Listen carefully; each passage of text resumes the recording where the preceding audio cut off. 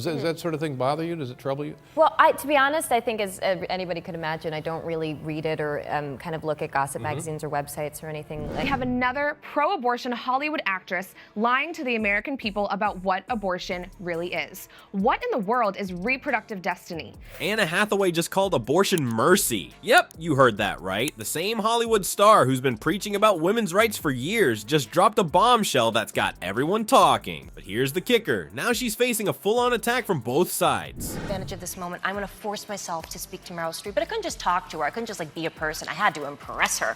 And I'm like, Meryl's culture, and I'm going to be your career. Your reproductive destiny matters a great deal.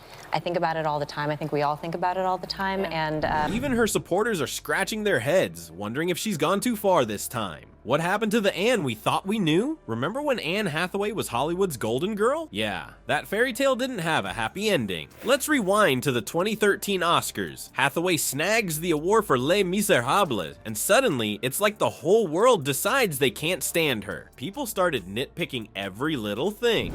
She's ignoring the fact that women do indeed have the power to decide when it's time for them to have children by rejecting a life of promiscuity. Ethiopia, that was completely mind-blowing. At that time in my life, I didn't know the world could be that beautiful. Recently, I went to Kyoto. I just felt poetry everywhere I went. Her acceptance speech? They called it too polished, like she'd been practicing in the mirror since kindergarten. That megawatt smile? Faker than a $3 bill, apparently. It got so bad that just existing seemed to tick people off. How dare she breathe our air? You'd think she'd kicked a puppy on live TV or something. Even other celebs couldn't resist taking a swipe. James Franco, her co-host from the 2011 Oscars, threw some serious shade. He basically said Anne was so hyper, she'd make the Tasmanian devil look comatose. Ouch, talk about a backhanded compliment. Before you knew it, being an Anne Hathaway fan was social suicide. You might as well have announced you enjoy getting paper cuts or listening to nails on a chalkboard. Chasing each other, but they're wearing skates, but on dry land. It's like the physical comedy makes me so happy. But also like any Will Ferrell movie. Family touchstones. So anyway, people quote it to me all the time, and I don't know what they're talking about. I don't remember that. Seen it in a minute, but Devil Wears Prada. The internet, always ready with a catchy label, dubbed her critics Hatha-haters. Because clearly, we needed a special term for people who get their kicks tearing down successful women. But here's the thing, this wasn't just a case of online trolls having too much time on their hands. The hate hit Hathaway where it really hurt her career. Hollywood bigwigs started treating her like she had the plague. Suddenly, the girl who'd been on every casting director's wish list was getting passed over for roles. And all this drama, it was just the warm-up act. Little did anyone know Hathaway was about to drop a bombshell that would make the Hatha-hate look like a love fest. But before we get to that, let's talk about what she actually said about abortion. Trust me, it's a doozy. You know how Hollywood's always going on about inclusion and all that? Yeah, well, seems like they forgot to include Anne Hathaway in that memo. One minute she's America's sweetheart, next she's Hollywood's most wanted, and not in a good way. What gives? Let's break down this mess. In Hollywood, if you're passionate about your work, you're trying too hard. Win an award? Oh, you must be showing off. It's like they've got a rule book that says, be successful, but not too successful, or we'll hate you. Make it make sense, people. Meanwhile, you've got other celebs stumbling onto award shows, 3 sheets to the wind, and everyone's like, OMG, they're just like us. Yeah, because we all show up to work plastered, right? But Anne Hathaway dares to be prepared and professional, and suddenly she's public enemy number 1. And don't even get me started on the Hollywood bigwigs. They started treating Hathaway like she had some contagious disease. God forbid they cast someone the internet decided to hate this week, because that's totally how you run a multi-billion-dollar industry. Is that easy for you to do? If you note the unevenness of my performance, there's a reason, because it was my first time on camera, and I didn't understand that they don't tell you, okay, we're shooting. She's been clean and sober for 9 months, and she comes home on the weekend of her sister's wedding, and a lot of family tension and Well, she's history still boils very, to the surface. very troubled. By letting Twitter trolls call the shots. But wait, it gets better. The same industry that pushed her out, they're now patting themselves on the back for rediscovering her. Like, seriously? It's like they've got collective amnesia about the fact that they were the ones who sidelined her in the first place. Talk about gaslighting on a Hollywood scale, and through all this drama, what did Hathaway do? She kept working, kept smiling, kept being a total pro, because that's what actual professionals do. They don't whine, they don't lash out, they just keep doing their job, even when everyone's being a jerk.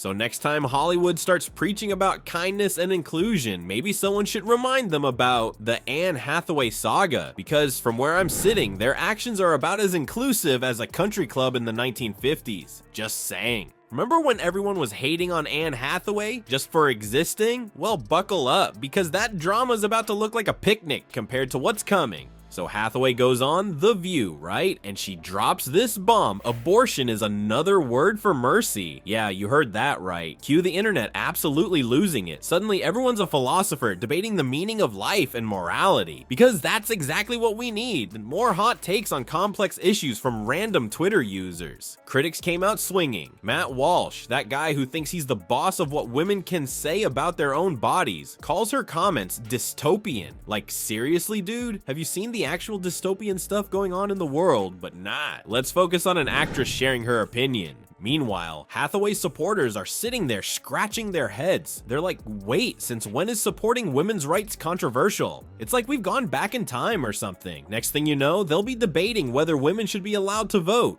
But here's the kicker. While everyone's busy arguing about what Hathaway said, they're missing the bigger picture. This isn't just about one actress and her views on abortion. It's about how we treat women who dare to have opinions, especially opinions that don't fit neatly into what society expects from them. Think about it. How many times have we seen this play out? A woman speaks her mind, and suddenly she's public enemy number one. It's like there's this unwritten rule. You can be famous, but don't you dare use that platform to say anything meaningful.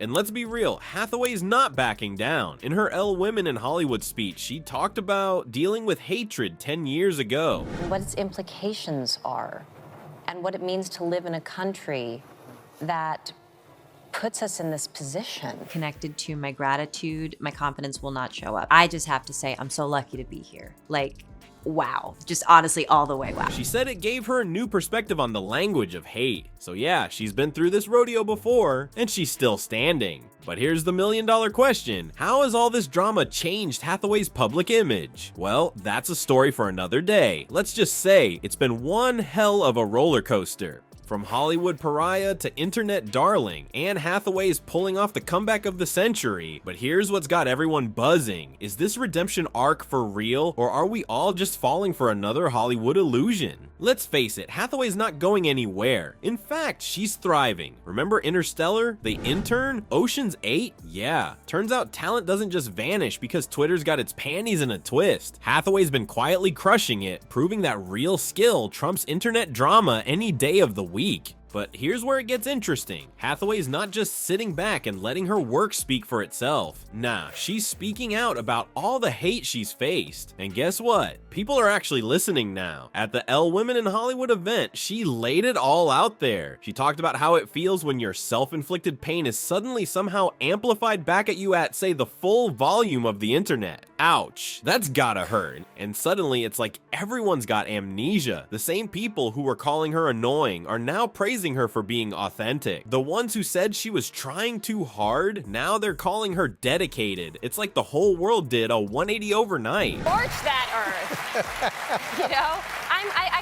I'm an all or nothing sort of girl. Go big or go home. Thank you. Lee meets the lead singer of the biggest boy band in the world, a 24-year-old young man named Hayes Campbell. Yeah. And he thinks she's kind of great.